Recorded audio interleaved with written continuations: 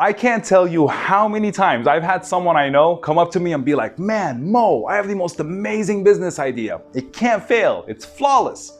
And then I see little to no follow through, or the idea fails miserably. Well, the truth is, ideas are only as good as the people who execute them. That's why you can have an idea, and I don't care how smart, unique, or interesting it is, the idea alone isn't enough. Now, you may or may not know this, but the difference between success and failure has very little to do with a person's idea and a lot more to do with the people who are bringing that idea to life. And that's because execution is everything. And that's why entrepreneurship has a lot to do with a person's habits, and I'll explain to you what I mean.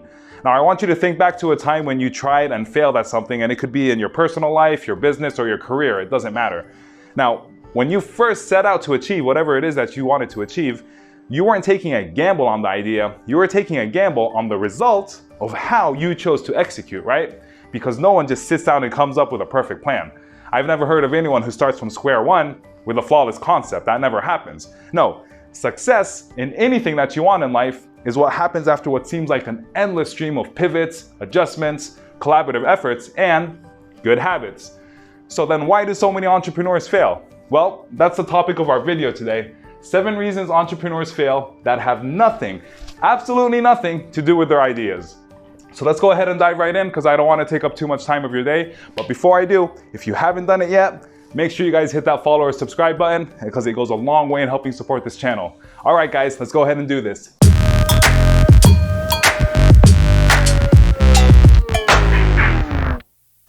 So, why do so many entrepreneurs fail? Well, like I said, it has nothing to do with their ideas. Well, okay, I may have misspoke there. Obviously, some ideas just don't have legs and we're destined to fail. But generally speaking, when an entrepreneur fails, it's usually because of one or a combination of these different points right here. So let's go ahead and get started. Number 1, they don't know what true hard work looks like.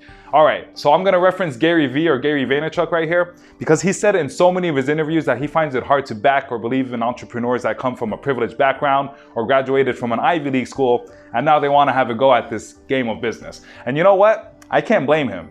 As a kid who grew up in a pretty privileged environment, I have to agree with him.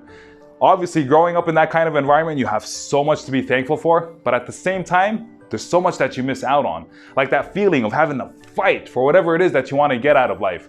That's something that I had to teach myself because entrepreneurship isn't like school. There's no clearly defined assignments or tangible measures of success. Those are things that you have to give yourself. And by the way, this has to be the main reason that so many entrepreneurs fail, not being able to define their own measures of success. And not only that, they're actually shocked by the amount of effort it takes for them to actually achieve it. So if this sounds like you, I'd probably take a step back and do some due diligence and really understand what it is that I'm getting into before I jump right in with both feet. All right, let's keep moving on. Number 2, they don't know how to be patiently impatient. Patiently impatient. This was a phrase I came across a while ago and I absolutely fell in love with it because it perfectly sums up the concept of balancing ambition with patience, hunger with contentment. Because so often, so many people think it has to be one or the other. You're either grinding your butt off or you're slacking off. You're either awake or you're asleep. And it just doesn't have to be that way. No, the perfect balancing point is for you to be patiently impatient. You need to realize that great things take a long time and be willing to walk that long road. But at the same time being impatient enough that you don't accept the status quo. You understand what I mean? You need to be able to celebrate your wins, but at the same time, always be pushing yourself towards the next one, right? So if this is you and you don't practice being patiently impatient, you need to start practicing being patiently impatient.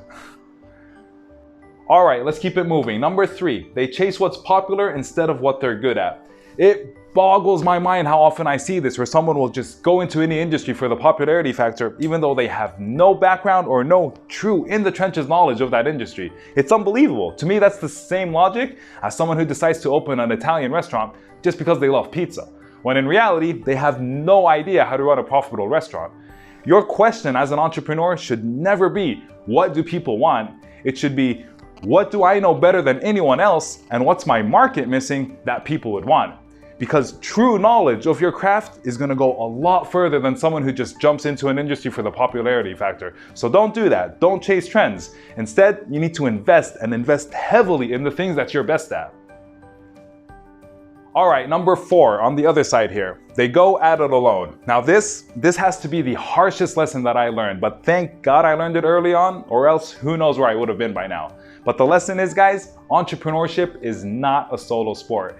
And the entrepreneurs who seem to struggle the most are the ones who are most hesitant or most reluctant to share. And that could be in your workload, your equity, your knowledge, or even your network. You have to remember, great things are not going to be built by yourself. Even if you're able to maintain 100% ownership of whatever it is that you're building, you're still going to need people to help you. You're going to need someone to design whatever it is that you're building, or develop it, or outsource it, or manufacture it. And for you to treat these people as commodities instead of valuable partners, you're already setting yourself up to fail. So make sure you don't do this. Don't try to go at it alone, and don't think that you're okay playing this solo sport. All right, let's keep moving on. Number 5, they don't know what they don't know. Now this has to be at least in the top 3 reasons why so many entrepreneurs fail. Not knowing what you don't know, especially if you're just strolling up into a new industry. This part of the equation isn't just crucial, it's a matter of life and death. You can't approach the building of your business with the mentality that you have everything figured out, because you don't. Even if you have years upon years of experience, the minute that you think you don't need to learn anymore is the minute that you stop listening. And when you stop listening, you stop learning. And then your awareness becomes clouded and you start making decisions based on assumptions. And that can be really dangerous. So always be on the lookout for things that you don't know yet. And when you find it, don't take the decision that you're above it or that you don't need to know it. Sit down and humble yourself. I promise you're gonna learn and grow a lot faster that way. All right, let's keep it moving. Number 6, they don't stay their lane. Now this is another one that I don't understand why so many entrepreneurs do it. Why do you go off course? That minute that you try to do something that isn't your primary skill set, just because you can. Now, if you're in the early stages of your business and you're on a really tight budget, I might understand why you're doing this, but no.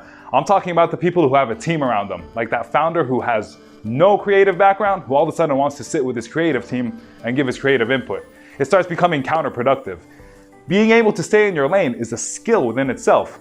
It means you're able and willing to step aside and let someone with more knowledge or experience get behind the wheel and handle whatever it is that needs to be handled.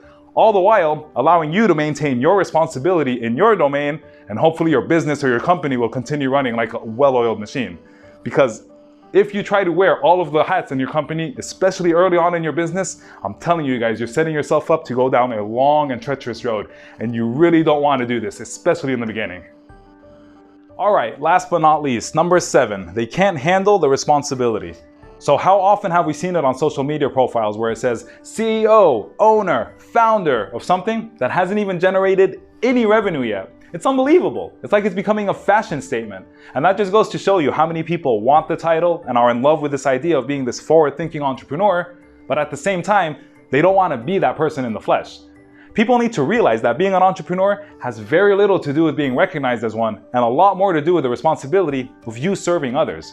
If you have people working for you, they're depending on you to take care of them. It's you who has to put food on the table. It's you who has to make them feel happy and fulfilled. It's you who has to get up every single day and direct that ship regardless of how you're feeling, right? And anyone who thinks entrepreneurship is about being recognized as one was never an entrepreneur to begin with. Now, I'll be the first to admit that almost every point on this list here was a harsh lesson learned, but the main takeaway is I use these lessons learned as stepping stones to get me to where I want to be, or on the track to where I want to be. And the same thing applies for you. If you feel like you're guilty of any of these different points here, don't worry about it. It doesn't necessarily mean you're going to fail. It's not an exact science. It just means you might need to go back to the drawing board, tweak a few things, make a few changes, and hopefully you too can be on your way to reaching your dreams and aspirations. All right, guys. That's the end of my video. I hope you enjoyed it. If you did, make sure you hit that like and share button. And if you know anyone that needs to hear any of these different points, please go ahead and tag them. If you have any comments or questions, please put them in the comment section below. I usually respond within 24 hours and I'd love to hear anything that you guys have to say. Last but not least, if you haven't done it yet, make sure you hit that subscribe and follow button, because like I said, it really does go a long way in helping support this channel. And we really want to be able to go and reach and help as many people as we can. And I can't do that without your guys' help. All right, guys. Until my next video, you take care, and I'll see you soon. Ciao.